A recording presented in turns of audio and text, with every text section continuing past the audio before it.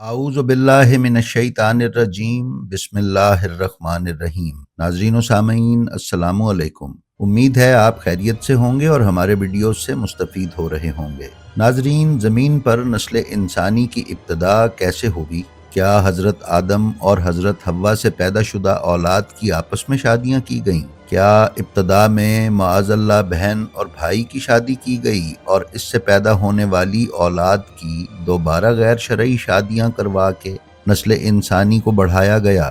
یہ وہ سوالات ہیں جو اکثر لوگوں کے ذہنوں میں پیدا ہوتے ہیں۔ جناب آدم کی اولاد کی شادی کا مسئلہ ایک پیچیدہ مسئلہ ہے جس پر اسلامی کتابوں میں متعدد روایات درج کی گئی ہیں۔ تاہم مسلمانوں کے ایک طبقے کا خیال یہی ہے کہ ابتدا میں محرمات کے ساتھ مابرائے شریعت تعلقات نسل انسانی کے فروغ کا باعث بنے ہیں۔ ہم اس ویڈیو کے ابتدا میں آپ کو کچھ اسی قسم کی روایات سے آگاہ کریں گے اور پھر اس سلسلے میں ائمہ طاہرین علیہم السلام کے ارشادات و فرامین سے بھی آگاہ کریں گے۔ تو آئیے چلتے ہیں اپنی آج کی ویڈیو پر۔ ناظرین، کچھ لوگوں نے سورہ نساء کی پہلی آیت کا سہارا لیتے ہوئے اس نظریے کو قائم کیا ہے۔ آیت کا ترجمہ کچھ یوں ہے: تمہیں ایک ذات سے پیدا کیا گیا اور اسی سے اس کا جوڑا پیدا کیا اور ان دونوں سے بکثرت مرد و عورت روئے زمین پر پھیلا دیے۔ ناظرین، اس آیت کی تفسیر کو ابن کثیر نے حضرت ابن عباس رضی اللہ تعالی عنہ اور حضرت ابن مسعود رضی اللہ تعالیٰ اور دوسرے صحابہ کرام کے سلسلے سے رسول اللہ سے نقل کیا ہے کہ اللہ تعالیٰ نے حضرت آدم کے لیے یہ جائز قرار دیا کہ وہ اپنی اولاد سے بیٹی اور بیٹے کی آپس میں شادی کر دے، لیکن ان کے ہاں ہر بار ایک بیٹا اور ایک بیٹی اکٹھے پیدا ہوتے تھے۔ اس طرح وہ بچوں کی شادیاں ان بچوں کے ساتھ کرتے جو ان کے علاوہ دوسری بار میں پیدا ہوئے ہوں۔ یہی وجہ ہے کہ قابیل نے حابیل سے اختلاف کیا، کیونکہ قابیل کے ساتھ پیدا ہونے والی لڑکی خوبصورت تھی جبکہ حابیل کے ساتھ پیدا ہونے والی لڑکی قبول صورت تھی۔ قابیل کا اصرار تھا کہ اس کا نکاح اسی کے ساتھ پیدا ہونے والی لڑکی کے ساتھ کیا جائے، جبکہ یہ حکم خداوندی کے خلاف تھا۔ قابیل اپنے موقف میں ناحق تھا۔ اس کے فیصلے کے لیے آدم علیہ السلام نے دونوں بیٹوں کو قربانی پیش کرنے کا حکم دیا اور قابیل کا ناحق ہونا واضح ہوا۔ ناظرین، اصل واقعہ جسے مولانا نجم الحسن کراروی نے تاریخ اسلام کے صفحہ 98 پر تحریر کیا ہے یہ ہے کہ قابیل اور حابیل دونوں جوان ہو چکے تھے۔ اب ان کے والدین کو ان کی شادی کی فکر ہوئی۔ جناب آدم نے بارگاہ الہی میں اس امر ازدواج کے بارے میں عرض کیا تو خداوند عالم نے انسان کی صورت میں ایک جنیہ کو قابیل کے لیے بھیج دیا، جس کا نام بروایت امام ثعالبی امالہ اور بروایت علامہ جزائری جہانہ تھا۔ حضرت آدم نے قابیل کی شادی اس کے ساتھ کر دی۔ وہ دونوں ایام زندگی گزار رہے تھے کہ خداوند عالم نے ایک حور کو انسان کی صورت میں حابیل کے لیے بھیج دیا، جس کا نام نزلہ تھا۔ حضرت آدم نے حابیل کی شادی نزلہ کے ساتھ کر دی۔ حضرت آدم علیہ السلام کے جناب حابیل کو اپنا وصی مقرر کرنے اور ان کی حور سے شادی کروانے کے حسد پر قابیل نے حابیل کو قتل کر دیا۔ کتاب روضۃ الصفا میں بیان کیا گیا ہے کہ حابیل کو قتل کرنے کے بعد قابیل اپنی عورت کو لے کر یمن چلا گیا تھا اور اس نے وہاں پہنچ کر شیطان کے بہکاوے سے آتش پرستی شروع کر دی تھی۔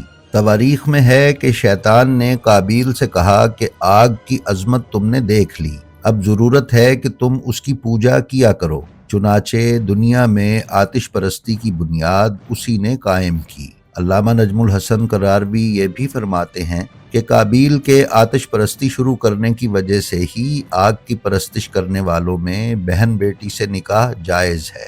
ناظرین، ویڈیو کی طوالت کے مد نظر ہم زیادہ روایات پیش کرنے سے اجتناب برتیں گے۔ بہنوں اور بھائیوں میں مناکحت کی پہلی پیش کردہ روایت کو مزید اپنی اپنی تشریحات سے بیان کر کے اہل اسلام نے اس نظریے کو قائم کرنے کی کوشش کی ہے۔ اب ہم چلتے ہیں اور دیکھتے ہیں کہ ائمہ طاہرین کے اس سلسلے میں کیا ارشادات ہیں۔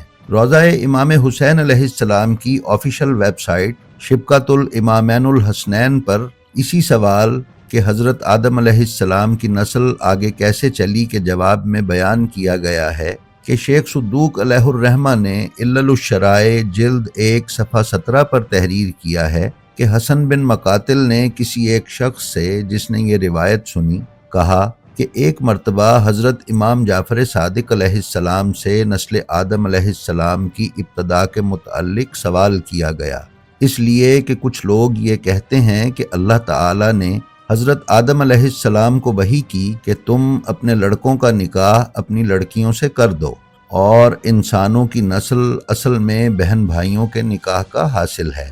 امام جعفر صادق علیہ السلام نے فرمایا اللہ تعالیٰ اس سے بہت بلند اور بالا تر ہے، اور جو یہ کہتا ہے وہ اس بات کا قائل ہے کہ اللہ تعالیٰ نے اپنے بندوں اور دوستوں کو، اپنے انبیاء کو، اپنے رسولوں کو، مومنین و مومنات کو، مسلمین اور مسلمات کو حرام سے پیدا کیا، اور اس میں اتنی قدرت نہ تھی کہ وہ ان لوگوں کو حلال سے پیدا کرے، حالانکہ اس نے ان لوگوں سے حلال و طاہر پر عہد و پیمان لیا ہے، اور خدا کی قسم یہ بات منکشف ہوئی ہے کہ بعض جانور ایسے بھی ہیں کہ انہوں نے اپنی بہن کو نہیں پہچانا، اور جب ان کو معلوم ہوا کہ یہ ان کی بہن تھی تو انہوں نے اپنی زندگی ہی ختم کر لی، اور کچھ جانوروں کے متعلق انکشاف ہوا ہے کہ انہوں نے اپنی ماں کو نہیں پہچانا اور اس سے یہی حرکت کر بیٹھے، مگر بعد میں جب انہیں معلوم ہوا کہ یہ ان کی ماں تھی تو انہوں نے بھی ایسا ہی کیا۔ پھر بھلا انسان جو انسان ہے جانور نہیں ہے، اللہ تعالیٰ نے اسے علم و فضل عطا کیا ہے، اس کے لیے یہ بات کب جائز ہے؟ سنو، اصل بات یہ ہے کہ انسانوں کا ایک گروہ اہل بیت نبوت سے منہ موڑے ہوئے ہے، اور علم وہاں سے لیتا ہے جہاں سے اسے علم لینے کا حکم نہیں ہے، اس لیے وہ لوگ اس پستی پر پہنچ گئے جو تم دیکھ رہے ہو کہ یہ جہالت و گمراہی میں مبتلا ہیں۔ حقیقتاً ماضی میں ابتدائے خلقت سے جو اشیاء کا نظام قائم ہے وہی مستقبل میں تا ابد قائم رہے گا۔ پھر آپ نے فرمایا کہ ان لوگوں پر افسوس کہ وہ اس حدیث کو کیوں بھولے ہوئے ہیں جس پر فقہائے عراق کا آپس میں کوئی اختلاف نہیں، کہ اللہ تعالیٰ نے حضرت آدم کی خلقت سے 2000 سال پہلے قلم کو حکم دیا جو لوح محفوظ پر جاری ہوا، اور قیامت تک جو ہونے والا ہے اس کو لکھا گیا، اور قلم قدرت نے جو کچھ بھی لوح محفوظ پر لکھا، جن جن باتوں کو حرام لکھا اس میں یہ بھی لکھا کہ بہنیں اپنے بھائیوں پر حرام ہیں، اور ہم لوگ ان میں سے 4 کتابوں کو تو اس عالم میں ہی دیکھ رہے ہیں، توریت، انجیل، زبور اور قرآن، جو اللہ نے لوح محفوظ سے اپنے رسولوں پر نازل فرمائی۔ توریت حضرت موسیٰ پر، زبور داؤد پر، انجیل عیسیٰ پر، اور قرآن مجید حضرت محمد صلی اللہ علیہ وآلہ وسلم پر نازل ہوئیں، لیکن ان کتابوں میں یہ چیز کہیں بھی حلال نہیں ہے۔ میں سچ کہتا ہوں کہ جو لوگ یہ بات یا اس کے مثل جو بات بھی کہتے ہیں وہ مجوسیوں کی دلیلوں کو تقویت دیتے ہیں، اللہ ان کو موت دے، ان لوگوں کو کیا ہو گیا ہے۔ ناظرین، پھر امام جعفر صادق علیہ السلام نے مزید بیان فرمایا کہ حضرت آدم علیہ السلام کی نسل کی ابتدا 70 پیٹوں سے ہوئی، اور ہر پیٹ سے ایک لڑکا اور ایک لڑکی پیدا ہوئی، یہاں تک کہ حابیل قتل ہو گئے اور قابیل نے حابیل کو قتل کر دیا، تو حضرت آدم کو حابیل کے قتل کا بہت غم ہوا، اور اس غم میں انہوں نے عورت کے پاس جانا چھوڑ دیا، اور 500 سال تک حضرت حوا سے کنارہ کش رہے۔ اس کے بعد جب غم دور ہوا تو حضرت حوا سے اللہ تعالیٰ نے ان کو شیس عطا کیا، اور ان کے ساتھ کوئی اور پیدا نہ ہوا۔ شیس ہی ہبت اللہ ہیں، انسانوں میں یہ پہلے وصی ہیں۔ پھر شیس کے بعد دوسری مرتبہ یافس پیدا ہوئے، وہ بھی تنہا پیدا ہوئے، ان کے ساتھ کوئی پیدا نہیں ہوا، اور پھر دونوں بڑے اور بالغ ہوئے تو اللہ تعالیٰ نے چاہا کہ ان کی نسل بڑھے، اور چونکہ قلم قدرت لوح محفوظ پر لکھ چکا تھا کہ بھائی پر بہن حرام ہے، لہٰذا اللہ نے پنجشنبہ کے دن ایک حور نازل کی جس کا نام نزلہ تھا۔ اللہ تعالیٰ نے آدم کو حکم دیا کہ اس کا نکاح شیس سے کر دو، اور اس کے دوسرے دن بعد از عصر ایک حوریہ اور نازل کی جس کا نام منزلہ تھا۔ اللہ تعالیٰ نے آدم علیہ السلام کو حکم دیا کہ اس منزلہ کا نکاح یافس سے کر دو۔ اب شیش کے ایک لڑکا پیدا ہوا اور یافس کے لڑکی پیدا ہوئی۔ جب دونوں جوان ہوئے تو اللہ تعالیٰ نے آدم علیہ السلام کو حکم دیا کہ یافس کی لڑکی کا نکاح شیش کے لڑکے سے کر دو۔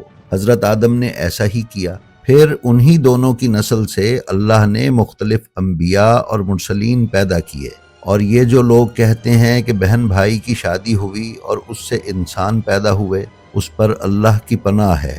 ناظرین، شیش اور یافس کی اولاد جو کہ آپس میں چچا تایا کی اولادیں ہیں کی شادیوں کی یہی روایت امام محمد باقر علیہ السلام نے زرارہ سے بھی بیان کی ہے۔